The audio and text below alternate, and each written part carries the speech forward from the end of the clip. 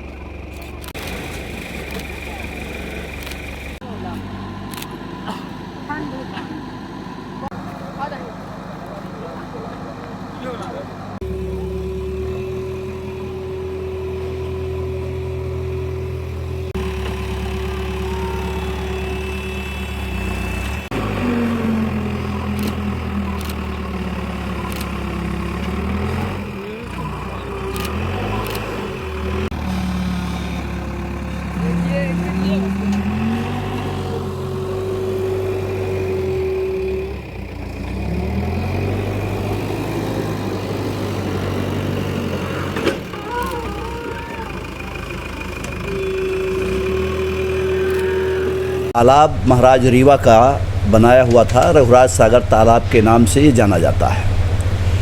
और महाराज रीवा, जब रीवा स्टेट था तब ये तालाब बनाया गया था और रीवा राज्य की रिमही जनता के उपयोग के लिए ही तालाब बनाया गया था। वहाँ मंदिर हैं, तमाम आसपास के 4-7 गांव के लोग उसमें निवास करते हैं, निस्तार करते हैं, मवेशियों को पानी पिलाते हैं, तरह तरह के वहाँ मुर्दे जलाए जाते हैं, कब्रिस्तान है।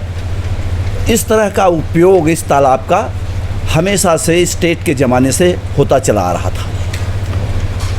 बाद में जो कुछ इस तरह की स्थिति परिस्थिति बनी, यहाँ डॉक्टर NC चौरसिया जी ने मौरूसी काश्तकार बनके और फर्जी तरीके से ज़िले के प्रशासनिक अधिकारियों को, तहसीलदार और SDO पटवारी को मिला करके और एक पट्टा बनवा लिया कि ये स्टेट के ज़माने से हम इसमें काश्त कर रहे हैं, हमारे पूर्वज काश्त कर रहे हैं और इसके हम मालिक हो गए हैं कानून के अनुसार। ये धारा 158 है MPLRC की, जो ये प्रावधान करती है कि अगर कोई व्यक्ति काफ़ी समय से और स्टेट के ज़माने से उसमें काम कर रहा है, खेती कर रहा है और उससे कब्जे दखल में है, तो वो अपने आप भूमि स्वामी हो जाता है और इसे मौरूसी काश्तकार के नाम से उसे जाना जाता है। इस तरह से उन्होंने फर्जी कार्यवाही करके और मौरूसी काश्तकार हो गए और पट्टा बन गया। काफ़ी समय तक उसको दबाए रखा,